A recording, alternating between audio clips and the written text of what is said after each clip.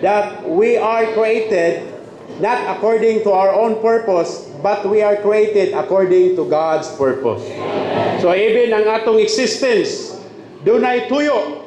Amen. Mao nang bisan og unsa pay isulod sa imong pagkatao, sa lapi, bisan pag edukasyon, bisan pag nindot nga balay, nindot nga sakyanan, mga achievement, kung walay Dios nga isulod sa imong pagkatao, ang imong kinabuhi meaningless.